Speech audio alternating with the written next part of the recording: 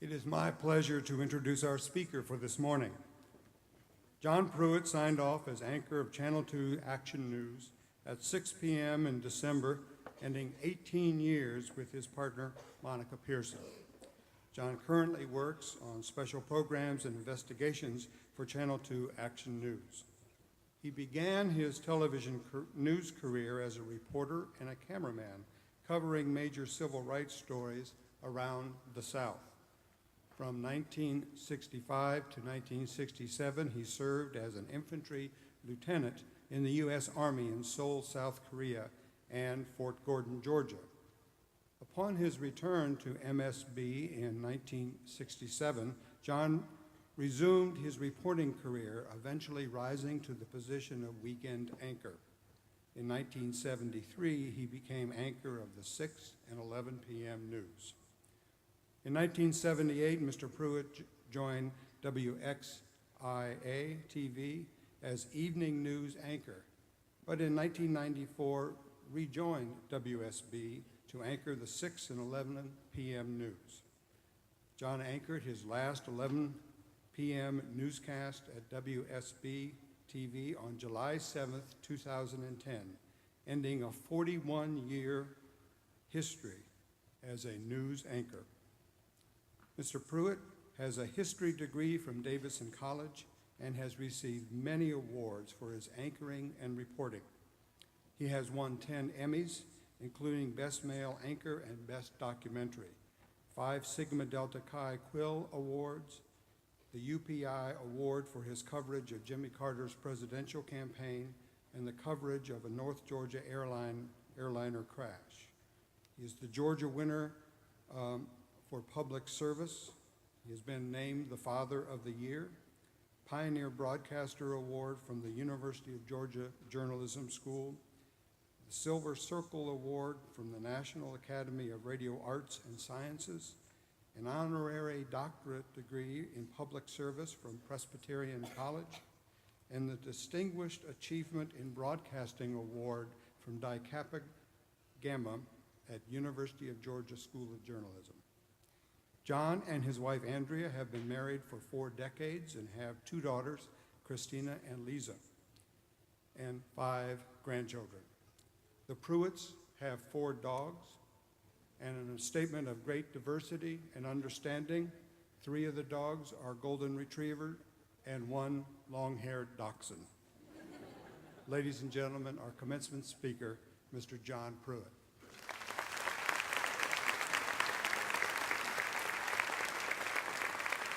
Thank you very much. We actually have another grandchild. We have a total of 6 now, so just to update that bio. It's indeed a privilege for me to be with you here, and an honor to be addressing the first commencement class of Reinhardt University. So history is being made here today, and I'm proud to be a small part of it. You may not have realized this, but on this day in 1789, George Washington was inaugurated as the first president of the United States. In 1803, President Thomas Jefferson signed the documents, more than doubling the size of the United States with the Louisiana Purchase. And on this day in 1945, Adolf Hitler committed suicide in his Berlin bunker as Russian troops closed in. And on this day, April 30th, 2011, the first graduating class of Reinhardt University goes forth to make its mark on the world and perhaps make some history of your own. It was interesting to me to read the history of Reinhardt University, I should say. The first graduating class in 1984 consisted of 4 students, 4 graduates. They made history, each of them. Fredonia Blanton taught for more than 40 years at Reinhardt. William Alonzo Covington became a judge. Joseph Sharp became president of Young Harris College, and Lucy Sharp married Dr. R.M. Moore, a civic leader for whom the local elementary school is named. 4 history makers, the first class of Reinhardt. And you carry with you 128 years of Reinhardt history as you graduate today, the latest chapter in the long story of a very fine institution. I was invited to speak to you today because President Isherwood read a memoir that I wrote for the Smoke Signals, which is the newspaper at Big Canoe. It was a retrospective on my career of covering news in Georgia over almost half a century. I wrote of the people and the events that I had covered that changed history, and I wrote about their impact on me. I am a firm believer in the old maxim, you don't know where you're going until you know where you've been. And I agree with William Faulkner, who said, the past is never dead. It isn't even past. So today I'm going to challenge you to look to the past as you look to your futures, which is a tough job for me as a speaker to young people. But I'm going to ask you, look to the past as you look to the future, because in many ways, what has happened before can actually help you chart your course into the uncertain hereafter as you depart the relative safe haven of your college careers. The older you get, the more important history becomes, because you've lived so much of it that history becomes alive. Often history is not alive in the classroom. While I was a student in college, I had a great deal of difficulty understanding the relevance of history. I was looking ahead. I didn't have a lot of desire to look back at what had happened before. And like many college students, I wasn't sure exactly what direction I wanted my life to take. In my senior year in college, something happened that changed the way I looked at the world. It was an event so earth-shaking, so overwhelming, I have really never been the same. President John Kennedy was assassinated in Dallas, Texas, November 22nd, 1963. And I can't begin to tell you the impact that had on me and my fellow students at Davidson College, and for that matter, people all over our country and the world. It was like a shattering of everything that was normal in life, an emotional body blow. The world as we knew it had been jolted off its axis and would never be the same. So 4 friends and I impulsively headed for Washington just to be there for the most historic event we had ever experienced. We drove all night from Davidson, North Carolina, arriving about 3 in the morning. I'll never forget driving through the streets of the nation's capital, past the endless lines of people who were standing there in the frigid cold, their faces grim, waiting for their chance to file past the casket of the assassinated president who was lying in state in the Capitol Rotunda. We went to St. Matthew's Cathedral. We waited through the night and into the morning when the funeral procession finally arrived, and we saw the dignitaries file into that cathedral, world leaders, celebrities. One of my friends claims he actually saw John Kennedy Jr., John as he was called in, salute the casket of his fallen father. I'm sure you've seen the photograph. This experience had enormous impact on me, and it had enormous influence on me. I think it may have been the thing that pushed me into the world of journalism, because I had been on the scene of history, and I had been profoundly moved to be there. And I was indeed fortunate to find a career that allowed me to be present at so many historic events. I never got tired of it. In fact, although I am enjoying my retirement, this week I found myself really wanting to get back into the news to cover the historic disaster caused by the tornadoes that swept across the South, swept across our state of Georgia, came very close to the spot we are in today, but spared Waleska and Reinhardt. News coverage, though, was in very good hands, younger hands, I might add, so I resisted the impulse to call WSB and volunteer. But in the weeks leading up to my retirement, I was constantly asked 2 questions more than any other. The first question, what's the biggest story you ever covered? And the second question, what's the most embarrassing thing that ever happened to you on the air? I'm going to answer both questions for you. I'll take the easy one first, the embarrassing one. Well, it's not really that easy to talk about, but I'll tell you. When I started anchoring the news way back in the dark ages, there were no teleprompters. So the only way to have visual contact with the audience, the eye contact you needed, you had to really be familiar with your script. You didn't want to be reading it. It was a handheld printed copy. So the way to do that was to sort of memorize lines of stories. And I was pretty good at this. I was a quick study, and one evening the lead story of the evening was about a jailbreak in nearby Jackson County, and so I memorized the first 2 lines of the story. They went something like this. 5 prisoners broke out of the Jackson County Public Works camp today.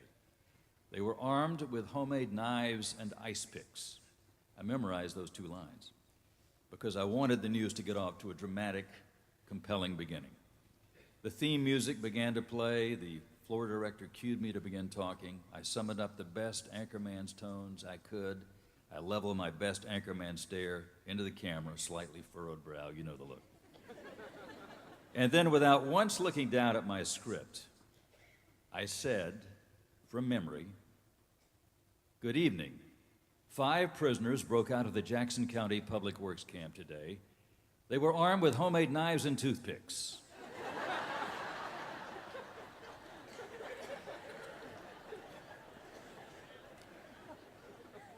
Can you imagine anything more embarrassing happening to an anchorman? I paid a lot more attention to my script after that, and somehow I recovered. So that is the most embarrassing thing. But what about the biggest story I ever covered? The other question everyone asked. And I could not come up with a single story I would call the biggest, and there have been so many big ones. The funeral of Dr. Martin Luther King, the dam collapse in Toccoa that killed 39 people, the inauguration of President Carter, President Clinton. So many stories, the Olympics coming to Atlanta, the Braves winning the World Series. So many big stories, but when it came time to say which is the biggest, I couldn't do it. There was no one story that stood alone at the top. But what about the stories that were smaller, that didn't stand alone as so huge, but when taken together make up a much larger tapestry? The stories that, when put together over the years, form the connective tissue of history. Stories that show how leaders become leaders, how movements become movements, stories about how history changes. So in that regard, my biggest story was a series of stories very early in my career, making up the biggest social revolution of our time, the civil rights movement. You may wonder how something that happened decades ago, which is such ancient history to you, but still alive in my mind as it was then, how this applies to you.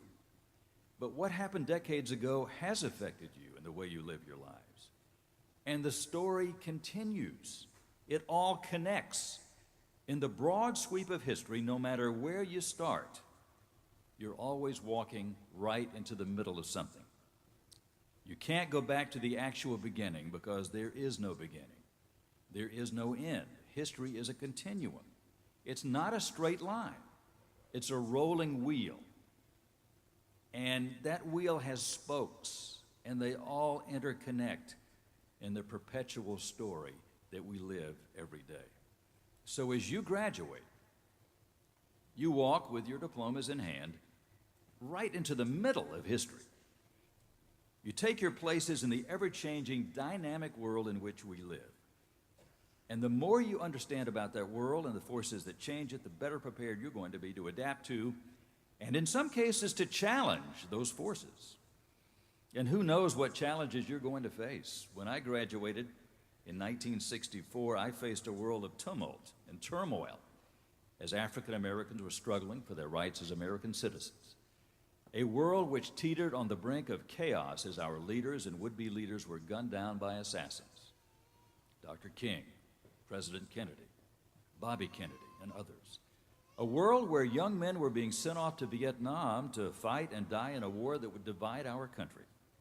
And a world in which nuclear attack from the Soviet Empire was an ever-present threat. Well, you graduate in a time of turmoil as well, a time when the echoes of 9/11 are still reverberating as we face the ever-present threat of more terror attacks on our nation. A time when the Middle East is being transformed in ways that are unpredictable and dangerous. A time when the economic future, which once seemed so bright, is now very much in question as we grapple with the housing crisis, rising oil and gas prices, the potential for further meltdowns on Wall Street and on Main Street. And you will face challenges my generation never conceived of. And how you deal with those challenges will depend very much on your level of awareness, of your ability to get informed and to understand the issue from all sides. And your Reinhardt education and your intellect give you the basic tools you need. But to be truly informed, you got to work at it, you got to keep at it. You'll have to read, you're going to have to listen, you're going to have to ask questions and challenge conventional thought. You have to rise above partisanship and take as objective a view as is humanly possible, and that is a very difficult thing to do.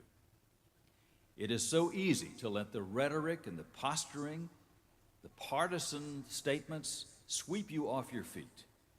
It is simple to let the braying voices of the right and the left overwhelm your common sense and perspective.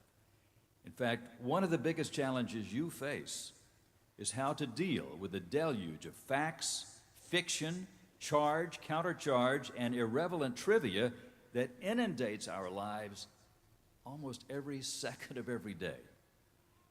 In 1964, back in the Dark Ages, television was just coming into its own.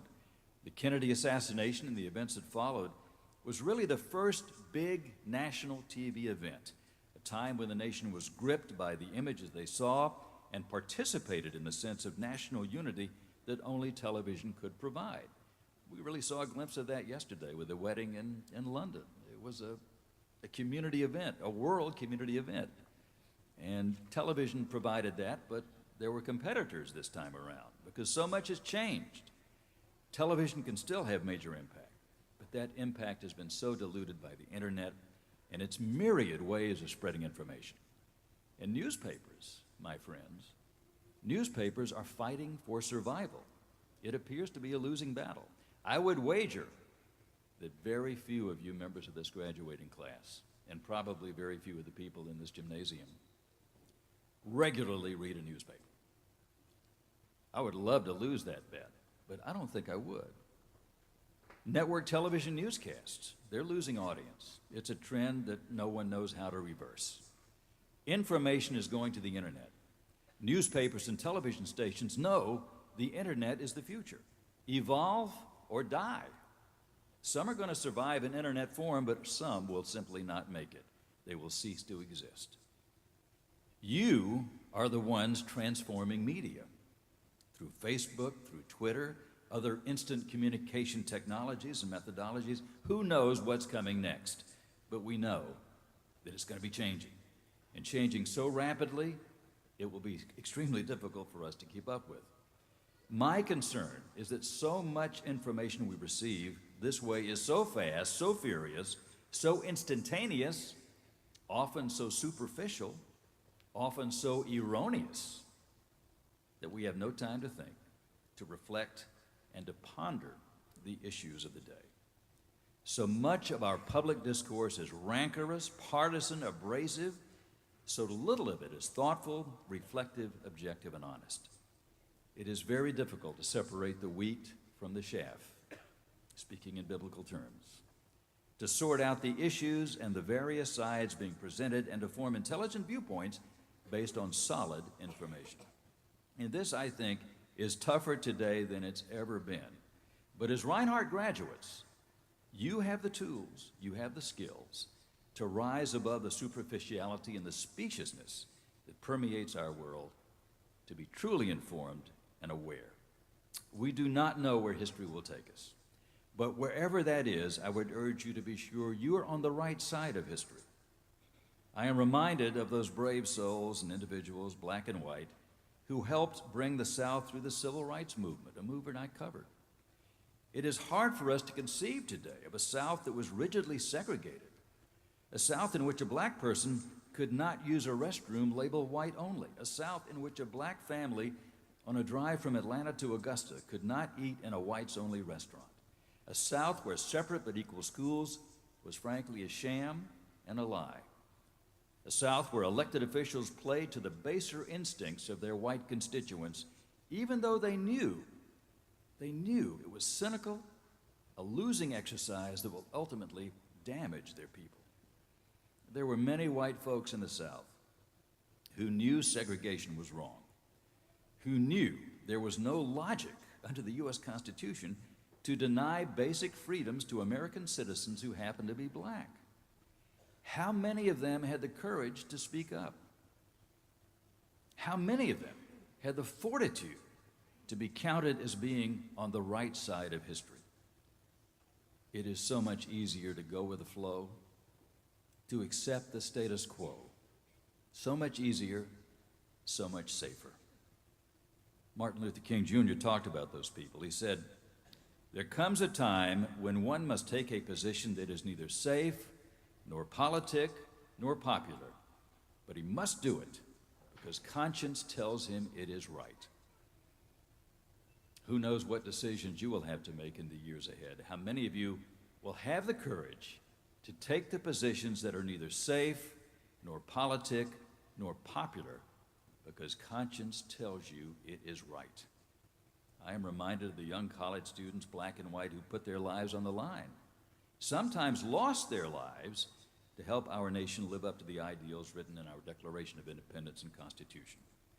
And I remember well former Atlanta Mayor Ivan Allen Jr., initially, like most of his peers, a segregationist. The sad fact was you could not be elected to public office in the South in the 60s if you didn't say you were a segregationist. But Ivan Allen had the courage to change course. He saw where the tide of history was going, and he realized he was not on the right side of that tide.